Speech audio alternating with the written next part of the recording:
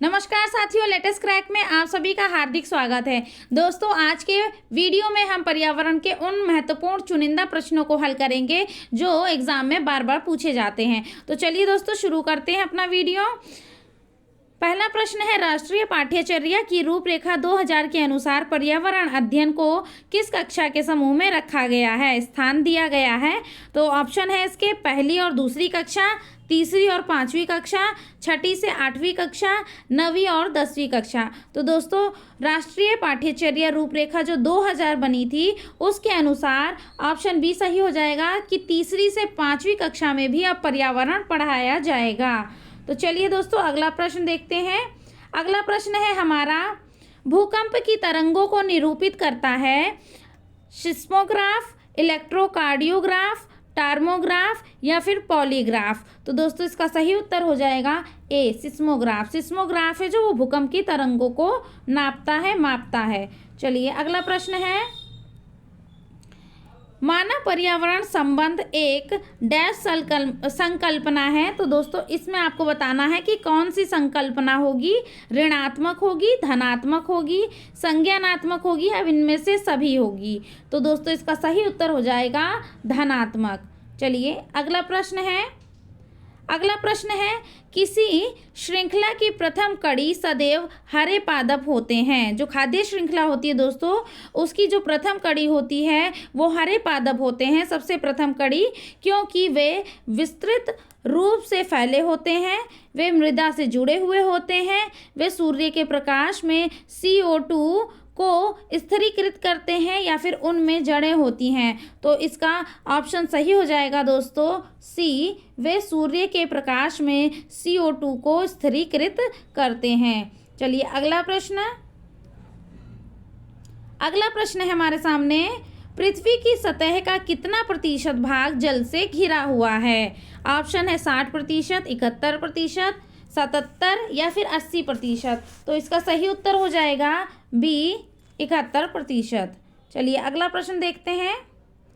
अगला प्रश्न है, उच्चतम न्यायालय ने सरकार को निर्दिष्ट किया है कि यमुना के जल की गुणवत्ता कम से कम ग्रेड C स्तर तक बनाएं, जिनसे उसे लोगों के पीने योग्य बनाकर उपलब्ध कराया जा सके। उक्त कथानुसार ग्रेड C स्तर का अर्थ है क्या है, ये बताना है आपको। शुद्ध जल है सी, ग्रेड C का अर्थ क्या है यहाँ पर? शुद्ध जल या थोड़ी मात्रा में प्रदूषित जल या औसत दर्जे का प्रदूषित जल या फिर अधिक प्रदूषित जल। तो इसका ऑप्शन सी सही हो जाएगा, औसत दर्जे का प्रदूषित जल। इसका मतलब है जो ग्रेड C है उसका अर्थ है औसत दर्जे का प्रदूषित जल।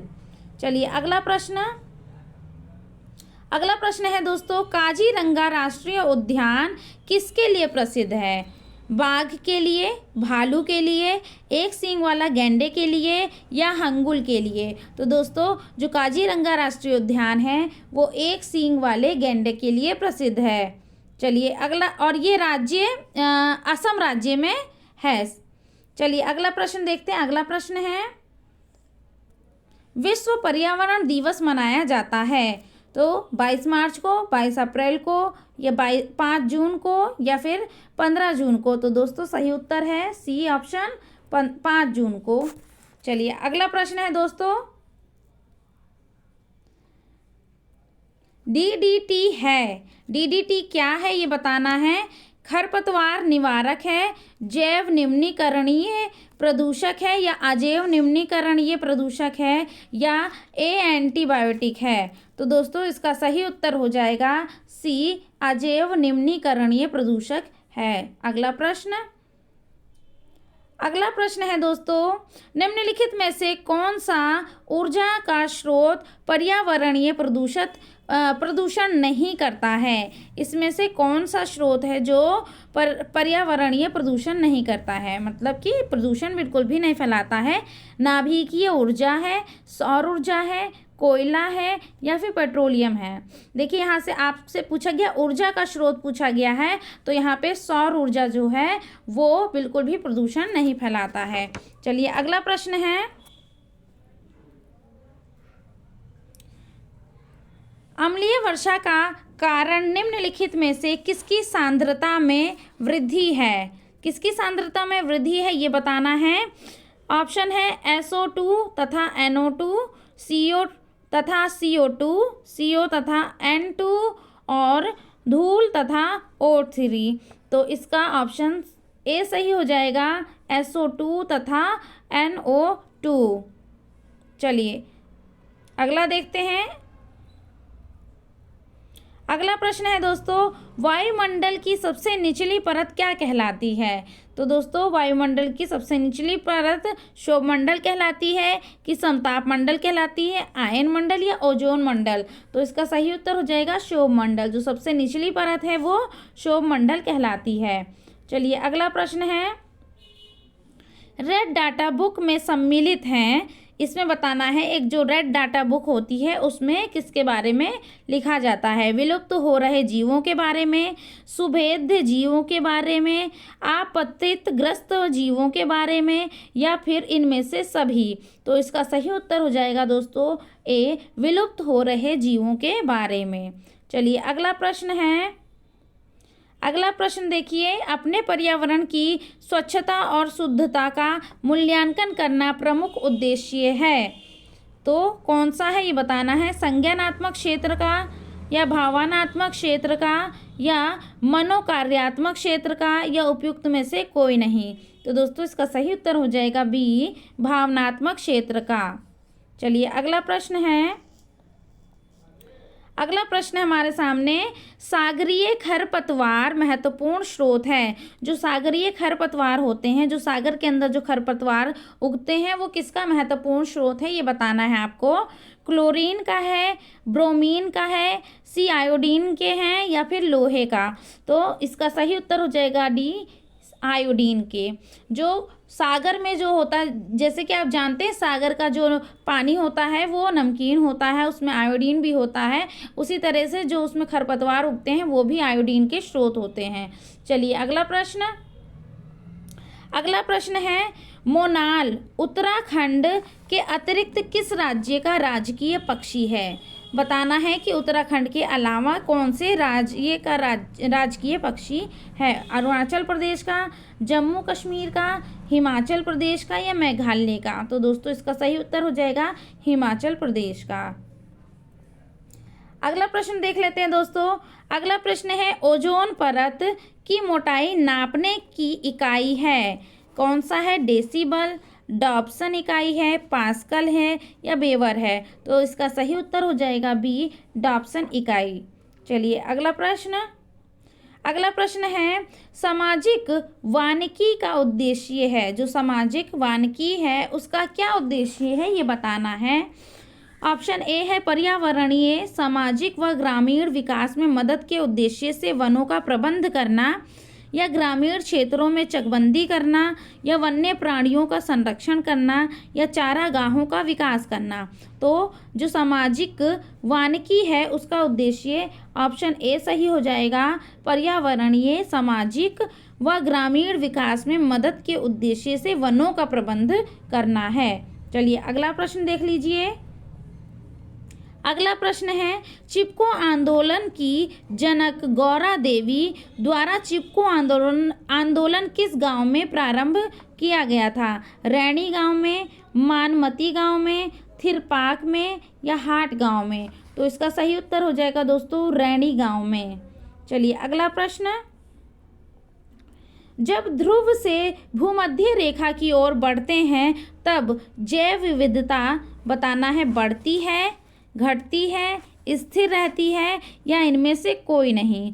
तो इसका सही उत्तर हो जाएगा ऑप्शन ए, बढ़ती है। जब ध्रुव से हम भूमध्य रेखा की ओर बढ़ते हैं तो जैव विविधता है वो बढ़ती है। चलिए अगला प्रश्न देखते हैं। अगला प्रश्न है दोस्तों, किस राष्ट्रीय उद्यान को पूर्व में हैली राष्ट्रीय उद्यान भी कहा जाता था? ऑप्शन जिम कॉर्बेट राष्ट्रीय उद्यान, राजाजी राष्ट्रीय उद्यान को कहा जाता था, या दुधवा राष्ट्रीय उद्यान को, या उपरोक्त में से कोई नहीं? तो दोस्तों हैली राष्ट्रीय उद्यान जिम कॉर्बेट राष्ट्रीय उद्यान को कहा जाता था। दोस्तों जिम कॉर्बेट उद्यान जो है ये उत्तराखंड के नैनीताल में रामनगर के पास स्थित है। चलिए अगला प्रश्न देखते हैं। अगला प्रश्न है, क्वाशियोरकर नामक जो रोग है वो किसकी कमी से होता है? आपको बताना है। डैश में क्या फिल होगा?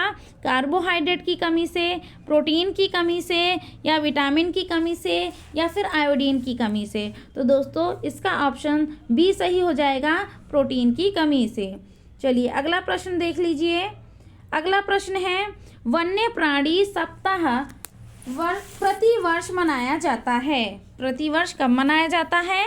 आपको बताना है। नवंबर के प्रथम सप्ताह में, अगस्त के प्रथम सप्ताह में, अक्टूबर के प्रथम सप्ताह में, या फिर जुलाई के प्रथम सप्ताह में। तो वन्य प्राणी सप्ताह जो मनाया जाता है वो अक्टूबर के प्रथम सप्ताह में मनाया जाता है। अगला प्रश्न है, प्रकाश संश्लेषण की क्रिया में हरे पौधों द्वारा बाहर निकलने वाली गैस है। जब प्रकाश संश्लेषण की क्रिया होती है तो हरे पौधे से कौन सी गैस बाहर निकलती है? कार्बन डाइऑक्साइड, नाइट्रोजन, ऑक्सीजन, या उपरोक्त में से कोई नहीं। तो इसका सही उत्तर हो जाएगा दोस्तों ऑक्सीजन। ऑक्सीजन गैस बाहर निकलती है जिसको हम लोग लेते हैं सांस के द्वारा। चलिए अगला प्रश्न है हमारा, चावल को पॉलिश करने पर कौन सा विटामिन नष्ट हो जाता है? जब चावल को चमकदार किया जाता है, उसको पॉलिश किया जाता है, तब कौन सा विटामिन है वो जो नष्ट हो जाता है? एस्कॉर्बिक अम्ल है, या फिर कैल्सीफेरोल है, थायरॉक्सिन है, या थायमीन है। तो दोस्तों जब चावल को पॉलिश किया जाता है तो उसमें जो विटामिन थायमीन होता है, ऑप्शन डी, वो नष्ट हो जाता है। चलिए अगला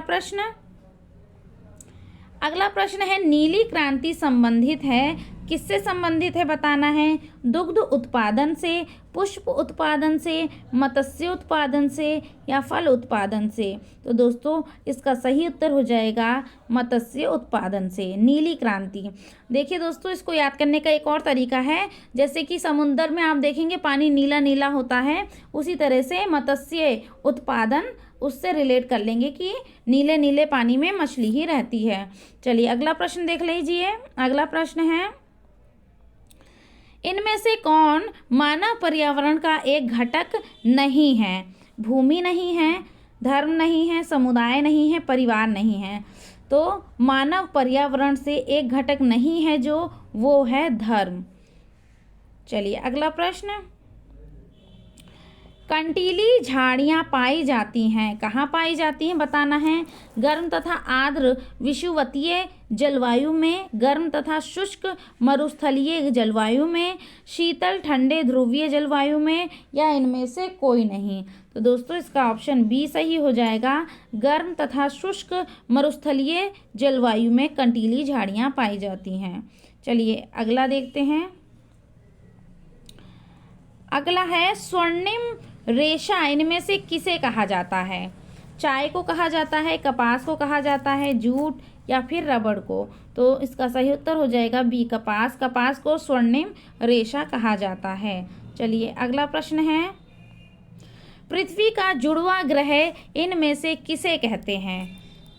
बृहस्पति को कहते हैं, शनि को कहते हैं, शुक्र को कहते हैं, या फिर मंगल को कहते हैं। तो दोस्तों जुड़वा ग्रह जो है पृथ्वी का वो शुक्र है। दोस्तों इसको कभी कभी प्रश्न आता है कि पृथ्वी की बहन कौन है, या पृथ्वी की बहिनी कौन है, इस तरह से क्वेश्चन बना के इसको पूछा जाता है।